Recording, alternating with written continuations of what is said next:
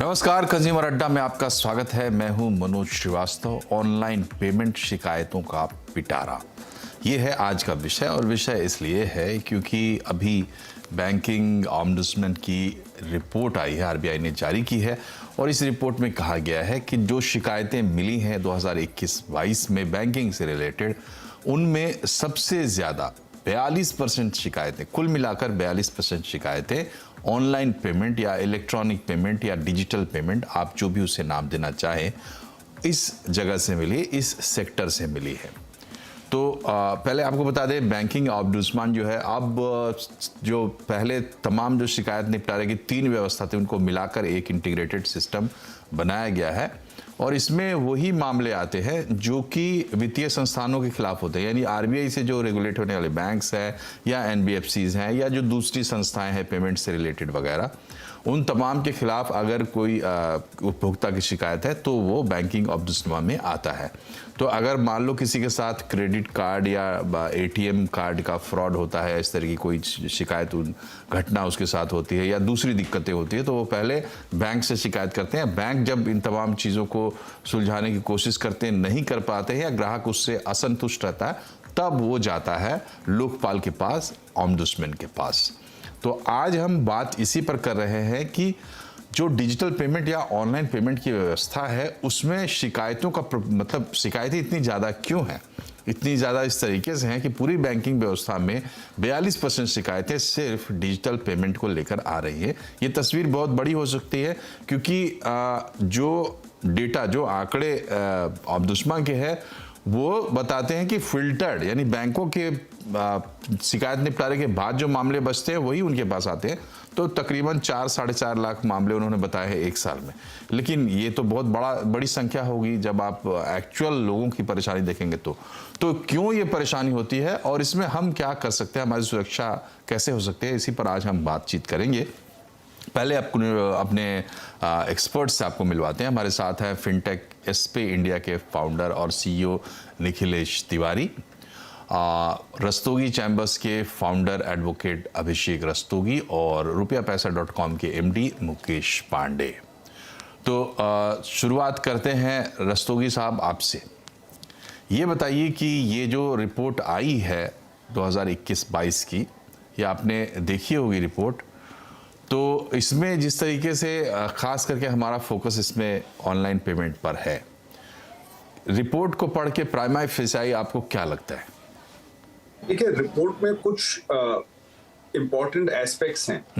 पहली चीज तो हमें ये समझनी चाहिए, जो प्रधानमंत्री का डिजिटलाइजेशन का एंडेवर है, क्योंकि डिजिटलाइजेशन की तरफ कंज्यूमर बढ़ रहा है, बहुत सारी ट्रांजैक्शंस अब क्रेडिट कार्ड से होती हैं।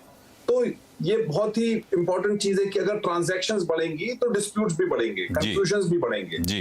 अभी कंफ्यूजन्स बहुत केसेस में क्यों बढ़ते हैं? क्योंकि जब कम्युनिकेशन होता है बैंकिंग टीम्स के बीच में और कंज्यूमर के बीच में, तो बहुत बार ऐसा होता है कि कम्युनिकेशन क्लियर नहीं हो पाता है कि एनुअल फी केवल पहले साल में वेवर होगा क्रेडिट कार्ड को की अगर बात करें फॉर एग्जांपल, या एटीएम यूसेज पर आपको इतने चार्जेस पे करने पड़ेंगे, आप एक क्वार्टर में 4 ही बार उसको इस्तेमाल कर सकते हैं एटीएम कार्ड को, आपके जो बैंक है उस बैंक के अलावा बैंक पर। तो ऐसी बहुत सारी चीजें होती हैं जो कम्युनिकेशन गैप रह जाता है, जिसकी वजह से कंज्यूमर ये फील करता है कि उसको एक्स्ट्रा चार्ज लग गया या फिर कोई उससे गलती हो गई, उस गलती की वजह से इंटरेस्ट पे पेनल्टी लगता जा रहा है और वो उसकी प्रॉब्लम सॉल्व नहीं हो पा रही है। ऐसा आपने देखा होगा कि ये जो बहुत सारे एयर टिकट्स रिलेटेड ट्रांजैक्शंस होते हैं, जो ये बुकिंग होती है, उसमें भी बहुत सारे ऐसे डिस्प्यूट्स होते हैं। तो पहली बात तो ये, क्योंकि डिजिटलाइजेशन अब बढ़ रहा है, तो ऑफ कोर्स ये होगा कि ऐसे डिस्प्यूट्स भी बढ़ेंगे, क्योंकि जब डिजिटलाइजेशन बढ़ेगा, कार्ड्स की यूसेज बढ़ेंगे,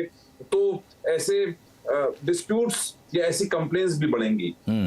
पहली चीज बात ये है। तो इसीलिए जो आरबीआई की रिपोर्ट अगर आप देखेंगे, उसमें बोलते हैं कि ये कंप्लेंट्स तो बढ़ रही हैं, बट आई थिंक जो बहुत महत्वपूर्ण चीज है वो देखने की और समझने की है कि एफिशिएंसी क्या है, किस एफिशिएंसी रेशो पर ये कंप्लेंट्स बैंक रिजॉल्व कर पा रहा है, और क्या ये कंप्लेंट्स ऑम्बुड्समैन स्कीम में बढ़ रही हैं। और अगर ये कंप्लेंट्स बढ़ रही हैं तो जिस रेट से कंप्लेन बढ़ रही हैं कि क्या उसी एफिशिएंसी से ये कंप्लेन्स रिजॉल्व भी हो रही हैं। आई थिंक वो इंपॉर्टेंट एस्पेक्ट है। और आरबीआई की रिपोर्ट ये बताता है कि एफिशिएंसी इनको रिजॉल्व करने का भी बढ़ रहा है। तो सबसे मुख्य बात ये है, देखिए जब एक कस्टमर कंज्यूमर को बैंक से कुछ अच्छा जवाब नहीं मिल पाता या उसकी समस्या रिजॉल्व नहीं हो पाती, तब वो ओम्बड्समैन में जाता है। उसको कोई शौक नहीं लगाए कि वो ओम्बड्समैन में जाएगा। अब बैंकिंग कॉन्फिडेंस बढ़ाने के लिए ये इंपॉर्टेंट है कि ओम्बड्समैन की एफिशिएंसी बढ़े। और आरबीआई रिपोर्ट यही दर्शाता है कि जो एफिशिएंसी है ओम्बड्समैन स्कीम में वो बढ़ रही है। तो ये महत्वपूर्ण एक चीज है। और ये डिजिटल पेमेंट्स को, यूजेज ऑफ कार्ड्स को, क्रेडिट कार्ड्स को, ऑनलाइन पेमेंट्स को एक बढ़ावा देगा, क्योंकि कस्टमर को ये लगेगा कि आज बैंक के अलावा भी उसके पास ये समस्या को निपटाने का समाधान है। ये जो समस्याएं होती हैं, एक इसमें महत्वपूर्ण एस्पेक्ट और है, वो ये है कि ये समस्याएं बहुत बड़े अमाउंट की नहीं होती। ये कोई लाखों करोड़ों रुपए की जनरली नहीं होती हैं। कोई 25,000 की होगी, कोई 50,000 की होगी। तो ये बहुत बड़ा अमाउंट भी नहीं है, मगर ये एक ऐसा अमाउंट भी नहीं है कंज्यूमर जो छोड़ दे या इग्नोर कर दे। अब इस अमाउंट के लिए कंज्यूमर फोरम पर जाना या एक लिटिगेशन करना बैंक के अगेंस्ट, ये बिल्कुल भी कॉस्ट इफेक्टिव नहीं होता है कंज्यूमर के लिए। इसीलिए ये बहुत महत्वपूर्ण है कि इफेक्टिव ओम्बड्समैन स्कीम आए। ओम्बड्समैन स्कीम में कैसे रिजॉल्व हो रही हैं, कितनी कंप्लेंट्स आ रही हैं, किस रेशो में डिसाइड हो रही है, कंज्यूमर के अगेंस्ट हो रही है, बैंक के अगेंस्ट हो रही है, ये दर्शाएगा कि भारत में बैंकिंग सिस्टम आने वाले समय में किस मोड़ पे जाएगा और कंज्यूमर का कॉन्फिडेंस उस चीजों में कितना बढ़ेगा। जी अब बहुत एक आवश्यक एग्जाम्पल है, जैसे फॉर एग्जाम्पल अगर क्रेडिट कार्ड का पेमेंट लेट होता है तो उस पर कंज्यूमर को इंटरेस्ट पे करना पड़ता है, और ये इंटरेस्ट काफी हाई होता है। वो पेमेंट अब जेन्युइन रीजन से रह गया, नॉन जेन्युइन रीजन से रह गया। मगर जब रिफंड्स आते हैं या रिफंड्स आने हैं और उसमें भी डिले होता है, तो क्या उस रिफंड पर भी कंज्यूमर को कुछ इंटरेस्ट मिलना चाहिए? जी, इस तरीके के इश्यूज है। इशू यही रहेगा कि जो गलत चार्जेस लग जाते हैं, जो गलत पेमेंट लग जाते हैं, उसमें रिवर्सल्स होने होते हैं। मुकेश पांडे जी हमारे साथ हैं, एमडी हैं rupiapaysa.com के। मुकेश जी, आपके तो क्लाइंट्स होते हैं ये लोग, बैंक वाले भी, तो बीच में आप एक तरीके से काम करते हैं। ये बताइए कि एक तो नंबर्स है जो 4.5 लाख के करीब है, दूसरी बात है कि 9% से ज़्यादा की एक वृद्धि दिखा रही है ये रिपोर्ट कि 9% से ज़्यादा कुल शिकायतें बढ़ी है। हालांकि आज हम चूंकि कंज्यूमर सेंट्रिक ज़्यादा है ऑनलाइन पेमेंट, डिजिटल पेमेंट का मसला, इसलिए हमने उसको हाईलाइट किया है। लेकिन बुनियादी तौर पर बात ये है कि बैंक या जो दूसरे फाइनेंशियल इंस्टीट्यूशंस हैं आरबीआई से रेगुलेटेड, उसके साथ ग्राहक के रिश्ते क्या हैं, इसका एक पैमाना है ये रिपोर्ट। अगर रिश्ते बहुत अच्छे हैं तो ओम्बड्समैन के पास कम मामले आएंगे। तो ये जो ग्रोथ, जो इंक्रीज दिख रहे हैं या ओवरऑल जो सिनारियो है, आप इसको कैसे देख रहे हैं और क्या वो इश्यूज होते हैं जिनकी तरफ अभिषेक जी इशारा कर रहे थे जो इस स्तर तक जाती हैं? मनोज जी, जैसा कि हमारा डिजिटल इंडिया आगे बढ़ रहा है और आगे आने वाले साल में भी हमारी ये डिजिटल ट्रांजैक्शंस बहुत बढ़ने वाली हैं, बिकॉज हमारे प्रधानमंत्री का एक ये नारा है कि इंडिया डिजिटलाइज हो और डिजिटल इंडिया के तरफ बढ़े। तो ज़रूर जो डिजिटल इंडिया के तरफ जाएंगे लोग, ज़्यादा से ज़्यादा डिजिटल पेमेंट को यूज़ करेंगे, तो कहीं ना कहीं कुछ डिस्प्यूट आने की संभावना हमेशा बनी रहती है। लेकिन सबसे बड़ी बात है कि ये आपका जो परसेंटेज 9.5% से जो बढ़ा है, लेकिन आप रेजोल्यूशन रेट भी देखिए 97.97% से सोल्यूशन आरबीआई ओम्बड्समैन के थ्रू कंज्यूमर्स को मिला भी है। वो भी बहुत बड़ा एक परसेंटेज है जो इम्प्रूवमेंट है। और जो भी छोटी कंप्लेन, बड़ी कंप्लेन, किसी भी तरीके की ऐसी कंप्लेन जो उसका बैंक रिजॉल्व नहीं कर पा रहा है या फिर ऐसा कोई सोल्यूशन जिससे वो खुद संतुष्ट नहीं है ग्राहक, तो उसके पास एक ऑप्शन है। 1995 से ओम्बड्समैन की गठन हुआ था और तकरीबन 22 ऑफिसेज हैं पैन इंडिया में। इसके अलावा आप डिजिटली कंप्लेन कर सकते हैं। तो ये एक बहुत बड़ा रिसोर्स है एक कंज्यूमर के लिए कि अगर उसका कोई ऐसा पॉइंट या उसकी ऐसी समस्या जिसका समाधान उसका बैंक, एनबीएफसी या कोई भी डिजिटल पेमेंट की कंपनी नहीं दे पा रही है, तो वो ओम्बड्समैन में अपने कंप्लेन को लेकर के जाए और 97.97% का जो रिजोल्यूशन रेशियो है वो भी बहुत बढ़िया है। तो धीरे धीरे जैसे जैसे ट्रांजैक्शन डिजिटल की बढ़ेंगी, थोड़े बहुत डिस्प्यूट्स रहने लाजमी है, लेकिन रेजोल्यूशन बहुत इंपॉर्टेंट है जो आरबीआई ओम्बड्समैन के थ्रू लोगों को मिला है। तो हम अपने स्क्रीन पर आपको दिखा भी रहे हैं, बता भी रहे हैं, क्योंकि बहुत से लोग हो सकता है ना भी जानते हो, जानकारी रखनी चाहिए। भगवान करे कि आपको ज़रूरत ना पड़े, आप किसी विवाद में ना फंसे, लेकिन अगर फंसते हैं तो ये बहुत काम की चीज़ होगी कि ओम्बड्समैन को आप कैसे एक्सेस कर सकते हैं, इसकी जानकारी हम अपने स्क्रीन पर भी दे रहे हैं। बहरहाल हमारे तीसरे गेस्ट हमारे साथ जुड़ गए, स्पे इंडिया के फाउंडर और सीईओ निखिलेश तिवारी। निखिलेश जी, ये बताइए कि ओवरऑल जो पूरा माहौल बन रहा है, देखिए डिजिटल ट्रांजैक्शन के युग में हम प्रवेश कर गए हैं और अब हमारे जैसे लोग तो लगभग तमाम काम जो है वो डिजिटली ऑनलाइन ही करते हैं, तो बड़ी संभावना रहती है। एक तो ये है कि धोखेबाज, फ्रॉड्स लगे हुए हैं, और आप जब किसी के साथ फ्रॉड हो जाता है तो ये भी मसला बन जाता है कि अब इसकी जिम्मेदारी कौन लेगा, इसकी सुरक्षा कैसे करे। तो तमाम वो स्थितियां क्या है जहां से इस तरीके के विवाद पैदा होते हैं, जिस पे हम अगर कुछ सावधानी रख लें, और बाकी हमारा सिस्टम तो धीरे धीरे इम्प्रूव हो ही रहा है, तो कौन से एस्पेक्ट्स हैं जो हमें ध्यान रखने चाहिए डिजिटल युग में, जिसकी वजह से हम विवाद की स्थिति में ना फंसे? सबसे बड़ा एस्पेक्ट, अगर आज के समय डिजिटल युग में आपने बात करी है, अगर हमें विवाद से बचना है तो हम अपने अलावा किसी और पर ट्रस्ट नहीं करें। हम अपना पिन, ओटीपी और अपनी बैंकिंग ट्रांजैक्शन रिलेटेड जितनी भी इम्पोर्टेंट हमारी जानकारी है वो किसी को भी नहीं दें, तो तभी हम इस तरीके के किसी भी डिस्प्यूट से बच सकते हैं। अगर हमने ये इतनी इम्पोर्टेंट हमारी जो प्राइवेट इंफॉर्मेशन है, ये अगर हम किसी को भी देंगे, तो आज के समय में जब हर चीज ऑनलाइन है तो कोई भी हैक कर सकता है और कोई भी उसका बेनिफिट ले सकता है, और आप कहीं पर भी हैं और आपको पता भी नहीं चलेगा और आपका इमीडिएट पेमेंट जो है लॉस हो जाएगा। सो सबसे पहले तो किसी पर भी ट्रस्ट नहीं करना है। और जैसे हमारा आरबीआई आजकल डेली कैंपेन भी कर रहा है, आप देख रहे हैं, अगर वो काफी ऐड भी दे रहा है कि अपना ओटीपी, पिन, अपना मेंबर आईडी, ये सब किसी को भी नहीं दें। चाहे वो कुछ भी आपको बोल सकते हैं कि हम बैंक के अधिकारी हैं, हम बैंक से सर्वे कर रहे हैं, anything, they can create any type of story, ताकि आप उनकी बातों में आ जाएं और अपना ये जो इम्पोर्टेंट इंफॉर्मेशन है वो उनको दे दें, कार्ड नंबर, कार्ड का एक्सपायरी डिटेल, सीवीवी नंबर। तो ये सभी हमको किसी को भी नहीं देनी है, ये सिर्फ हमें अपने आप ही करनी है। तो इसके थ्रू एक तो बच सकते हैं। दूसरा, हमारा आरबीआई ने जो ये ओम्बड्समैन डिपार्टमेंट जो कि 1995 से फाउंड हुआ है, बट अभी इसमें जिस तरीके से फ्लो गया है, एक तो आरबीआई के जो ऐड करने से और आरबीआई द्वारा जो ये ओम्बड्समैन को आगे लाया गया है, इसकी वजह से भी बढ़ा है। तो पहले लोगों को ओम्बड्समैन की इतनी अवेयरनेस भी नहीं थी। अगर आप देखेंगे तो वो सिर्फ अपने बैंक में कंप्लेन करते थे, अगर सॉल्व हुआ तो ठीक, नहीं तो वो पुलिस पे जाते थे। If gates close then good, otherwise उनको कुछ भी नहीं मिलता। But when RBI give the exposure कि हम भी हैं सपोर्ट में, अगर आपके साथ कोई भी फ्रॉड हुआ है और आप हमको रिपोर्ट करते हैं तो हम मॉनिटर करके बैंक से उसको क्लोज कराएंगे और आपको दिलवाएंगे।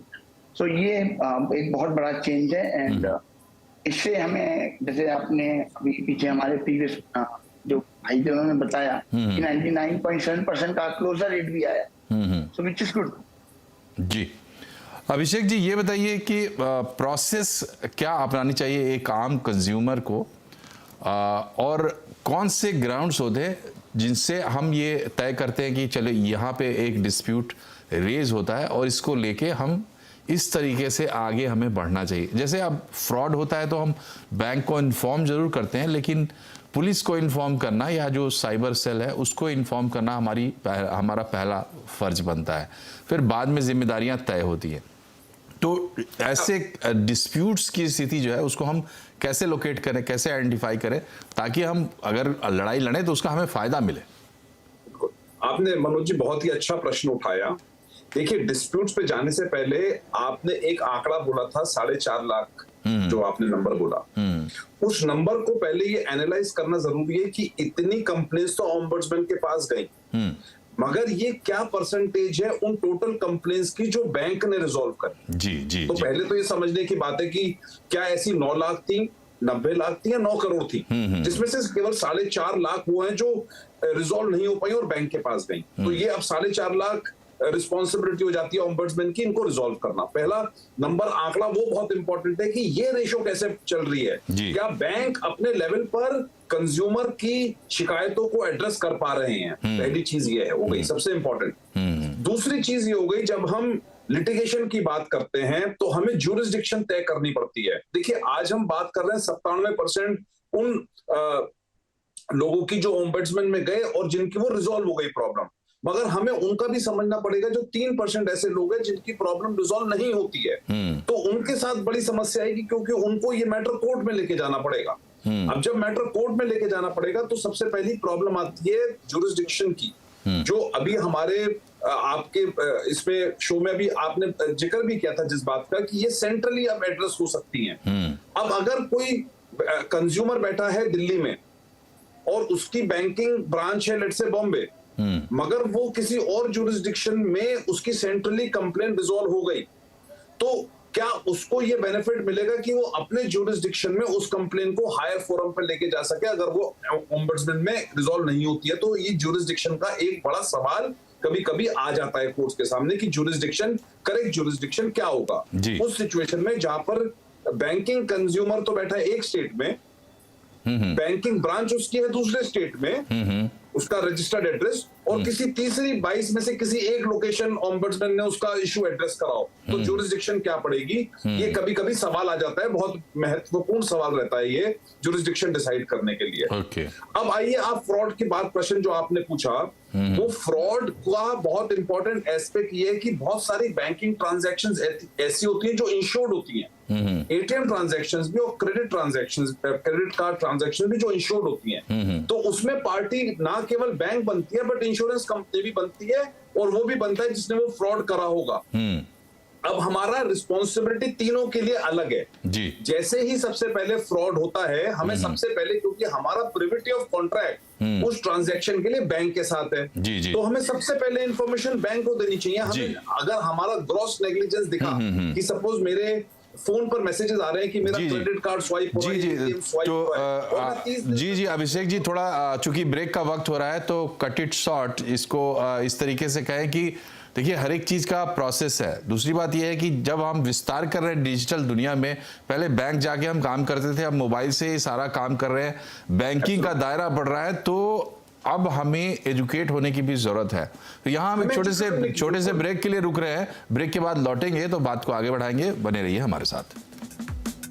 ब्रेक के बाद एक बार फिर से आपका स्वागत है कंज्यूमर अड्डा में। आज हम बात कर रहे हैं बैंकिंग ओम्बड्समैन की जो एक रिपोर्ट आई है, जिसमें ये कहा गया है कि डिजिटल पेमेंट जो है वहाँ सबसे ज़्यादा शिकायतें आई हैं, यानी विवाद हुए हैं बैंकों और ग्राहकों के बीच में, और जो ओवरऑल बैंकिंग की शिकायतें उसमें 9% से कुछ ज़्यादा की का इजाफा देखने को मिला है। तो ये दो बातें हैं जिसको हमने हाईलाइट किया है, लेकिन हम बात कर रहे हैं कि ओवरऑल जो डिजिटल बैंकिंग का पूरा हमारा सिस्टम है, एक नया इकोसिस्टम है जिसमें हम सभी लोग जिसका पार्ट है, और सबसे इम्पोर्टेंट पार्ट उसका कस्टमर है। तो उसकी स्थिति क्या है, और उसमें ये एक चीज़ है कि विवाद निपटारा ओम्बड्समैन के लेवल पे, लेकिन बाकी तमाम दिक्कतें भी होती है। मुकेश जी, ये बताइए कि जो पूरा ओवरऑल इकोसिस्टम है, खास करके ध्यान में रखिए कस्टमर को, तो इसमें चैलेंजेस क्या है इस वक्त दिखाई दे रही है ऑनलाइन बैंकिंग, डिजिटल बैंकिंग की बात अगर हम कहते हैं तो? जी मनोज जी, जैसे जैसे हमारी ट्रांजैक्शंस बढ़ रही हैं और हमारा बिजी शेड्यूल भी होता जा रहा है, तो कंज्यूमर क्या कर रहे हैं, वो अपने स्टेटमेंट्स को पीरियोडिकली चेक नहीं कर रहे हैं, और जब उनको पता चलता है कि उनके साथ कुछ एडिशनल चार्जेस, एक्स्ट्रा चार्जेस या किसी भी तरीके का कुछ डिफ़ॉल्ट हो रहा है या उनकी पेमेंट ज़्यादा डेबिट हुई है, तो वो कंप्लेन बहुत लेट होता है बैंकों के पास, जिसका रेजोल्यूशन फिर उनको बहुत देर में मिलता है। तो एक कंज्यूमर को करना ये चाहिए, क्योंकि आजकल मैसेजेस को ना लोग बहुत ज़्यादा इग्नोर कर जाते हैं, लेकिन आपको अपनी credit card statements, bank statements, loan की स्टेटमेंट्स को पीरियोडिक पीरियोडिकली, हर महीने, हर वीक, हर हफ्ते, जिस भी तरीके से आपने अगर अपने अकाउंट्स बैठा रखे हैं तो उसको पीरियोडिकली चेक करने की जरूरत है। और अगर कोई भी ऐसी ट्रांजैक्शन आपको दिख रही है जो कि स्पेक्युलेटिव है, आपने नहीं करी है या उसकी परमिशन आपको उसके नॉलेज में नहीं है, तो इमीडिएटली कंप्लेन करना चाहिए उस रिस्पेक्टिव बैंक या एनबीएफसी को लेकर के। 48 घंटे के अंदर में बैंक और एनबीएफसी की जिम्मेदारी है कि वो आपको उसका एक जवाब दे। अगर आप उस जवाब से संतुष्ट नहीं है तो दोबारा उस अपनी जो भी आपकी इश्यूज हैं उसको हाईलाइट करें, और आपको लग रहा है कि वो वहां से रिजॉल्व नहीं हो रहा है या किसी भी तरीके से टाल मटोल हो रहा है आपको जवाब देने में, तो आप इमीडिएटली आरबीआई ओम्बड्समैन में उसी मेल को आगे एस्केलेट करते हुए कंप्लेन लॉन्च कर सकते हैं। जी, तो बहुत ही संक्षेप में, बड़ी ही सही तरीके से मुकेश जी ने बताया कि अब आपको चौकन्ना रहने की जरूरत है। चौकन्ना रहने में सारी चीजें आपके मोबाइल में या आपके सिस्टम में आती रहती है, तो स्टेटमेंट्स जरूर पढ़िए, मैसेजेस जो आते हैं आपके फाइनेंशियल ट्रांजैक्शन से रिलेटेड उनको गौर से देखिए, समझिए। ये आदत पालना बहुत ज़रूरी है, वरना समय निकल जाएगा और कहते हैं ना कि अब पछतावत होत का, तो आपको पछताने की नौबत। दूसरी बात यह है कि जैसे ही आप लोकेट करते हैं कि कुछ गड़बड़ हुआ है तो वहाँ से फिर ऑनलाइन ही आपको तमाम जानकारी भी मिल जाएगी और आप आगे बढ़िए शिकायत निपटारे की तरफ। निखिलेश जी, आप हमारे दर्शकों को क्या सलाह देना चाहेंगे इस नए इकोसिस्टम में सस्टेन, सर्वाइव और थ्राइव करने के लिए? सर, मेरी तरफ से सभी लोगों को सिर्फ एक ही सलाह रहेगी, आप लोग जितना वाईफाई अपने घर का या किसी और के घर का बैंकिंग ट्रांजैक्शन करने से पहले आप डिस्कनेक्ट कर दें, वाईफाई एक्सेस पे मत करें। अपने ओन इंटरनेट जो आपको आपके मोबाइल सर्विस प्रोवाइडर के थ्रू मिलता है उस पर ही सारे बैंकिंग ट्रांजैक्शंस एंड जितना भी बैंकिंग रिलेटेड वर्क है, अगर आप ऐप को एक्सेस करने जा रहे हैं तो आप अब सीधे मोबाइल डाटा पर करें। इसके अलावा आप अपनी सारी प्राइवेट इंफॉर्मेशन जो मोबाइल ब्राउजर में हम लोग सेव कर देते हैं वो प्लीज नहीं करें मोबाइल ब्राउजर में सेव, बिकॉज आपका वो 1-2 सेकंड का हाथों को आराम देना आपके आगे कभी बहुत दिक्कत कर जाएगा, क्योंकि वो सेव डाटा को अगर आप किसी भी पब्लिक वाईफाई में या अपने किसी फ्रेंड के अपने घर के वाईफाई एक्सेस में हैं तो वाईफाई बहुत इजीली हैक करके वो लोग जानकारी ले सकते हैं। तीसरा, कोई भी फोन पर कुछ भी आपको बोल करके आपसे ओटीपी या पिन या आपका कार्ड डिटेल लेना चाहता है तो प्लीज नहीं दें। कोई भी बैंक, कोई भी कंपनी नहीं मांगती। जी, तो निखिलेश जी की बात का सार और संक्षेप ये है कि देखिए भैया, प्राइवेट इज प्राइवेट, और खास करके फाइनेंशियल मैटर्स में प्राइवेट जो है वो तो अल्टीमेट प्राइवेट है। तो आप वाईफाई का भी इस्तेमाल ना करें और प्राइवेसी को मेंटेन करें, तो आपको इस विवाद में जाने की ज़रूरत भी नहीं पड़ेगी। और अगर विवाद में जाने की ज़रूरत कहीं पड़ती है तो समय ना गंवाएं। यही हमारे इस कार्यक्रम का संदेश है। आप तीनों मेहमानों का हमसे जुड़ने के लिए बहुत बहुत शुक्रिया। कार्यक्रम में फिलहाल इतना ही। नमस्कार।